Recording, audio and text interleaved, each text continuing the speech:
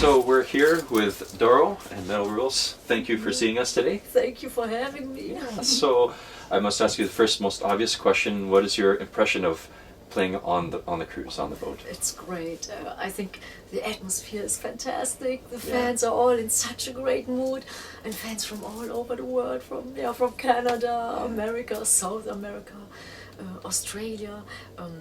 Lots of fans from Costa Rica. We had in our autograph session, and Argentina, and Germany too, and all over Europe, and so it's awesome. And I got a little seasick last night. Oh, did you? Yeah, and now my crew, they're all looking very pale, almost green in the face. Was but it from drinking or the boat? I think from the boat, I definitely got seasick from the boat, and I'm so glad we didn't have to play yesterday. Tonight we will play. I'm very excited, but yesterday I think I couldn't have. I was like, I was really sick, That's nice. So now you split your time between the United States and Germany for the most part? Actually, we're usually on the road worldwide. It doesn't even matter. Sometimes when we're on the road, I guess we play like so many concerts. So sometimes I'm there, sometimes there. And my apartment in New York, it just got flooded for the second time. The Hurricane Sandy totally destroyed it for the second time. So I'm glad now that I'm on the road. And I have a little tiny place in Germany too, so but we just came off the road in Europe, so I know 70,000 tons of metal, and then after the 70,000 tons, the whole America, back to North Canada, America. tour, that's wonderful. great, and then festivals and Do you have an input to say where you want to play, or is that more the record company that says go here, go there? No, we can. Sometimes we can say that that would be great, and I always say, I would love to tour South America again because there's so many fans. And but sometimes the booking people, they are Powerful. They're powerful, and I say, okay, we do this and this and this, but it's always a give and take. But usually the record company, they say, hey, whatever you do, we'll support you. And Nuclear Blast, are you going to stay with Nuclear Blast for a while? I think, we did the last DVD, the 25 years in rock together, and now the new one, Raise Your Fist, and I'm very happy, and and all my other record companies I was on, some of them, they don't exist anymore because of, the business changed, so the label I was on in America was called Locomotive, actually a Spanish label. They closed doors, and then so many other record companies, or the big ones. I was 15 years on Polygram, Phonogram, and now it's all merged, it's all Universal. I don't even know the people there anymore. Who has the rights to your records? Where are they? Exactly. That's like, now it's 17 records, so but have you thought? It's all good.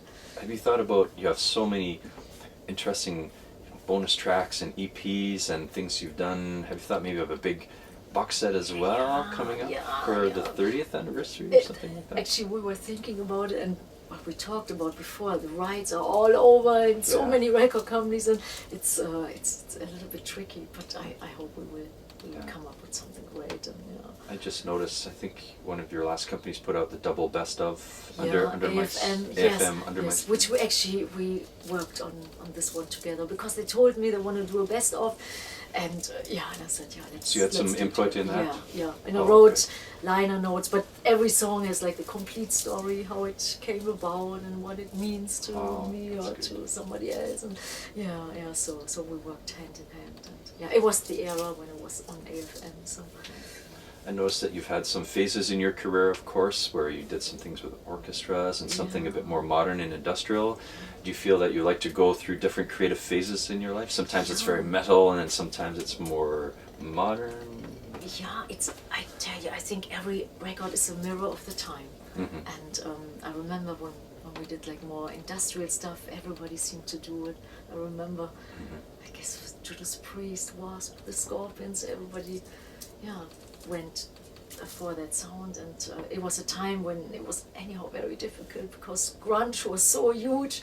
So as a normal metal band, you had to think of something, and but I love to experiment too, And there's one record I love so much, it's called Love Me in Black. Mm-hmm. It never officially got released in America and Canada, but I think it's one of the best. It's a very good record. Yeah, you I have it, know of course. You Yeah. do. Yeah, then, so I think sometimes some different sounds, it's like, oh, that's great. When something is great, then I think, yeah, it can be different. And Sometimes do people expect you to be the metal queen now, and you have hesitation? Maybe you want to do a solo album. You know, like Doro and a solo Doro. that's funny. I think, all in all, I think we're totally in tune, the fans and me. And Yeah. when I do a new record, I always want to, write great songs, great music, but I want to make the fans happy. That's so important to me. So it's all like, and sometimes I think, oh, this could be very nice surprise, and and yeah, but usually it's I think the favorite songs I have is usually what I hear from the fans too. So yeah. And those are the ones that were on the 25th, the greatest hits, with all your friends and family. in that fantastic all show. The great people and then guests and bands, and yeah, it was great. Yeah, now we have the 30th anniversary, and I don't even know how we can top it. I think the It's gonna be 25th hard. was pretty Yeah. good.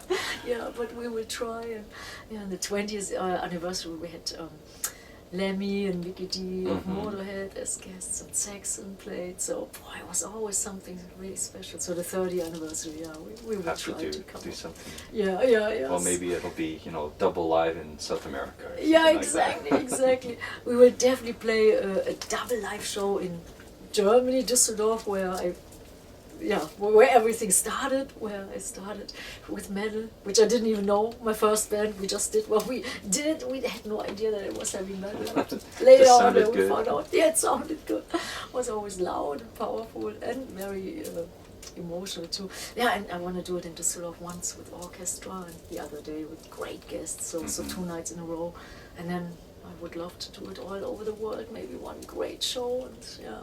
But we're still planning on doing that. It's a lot of time and energy to plan something so big. Yeah, so- yeah, and having great guests, everybody has to be available, and usually great people, they're always on tour or do Busy. something, yeah.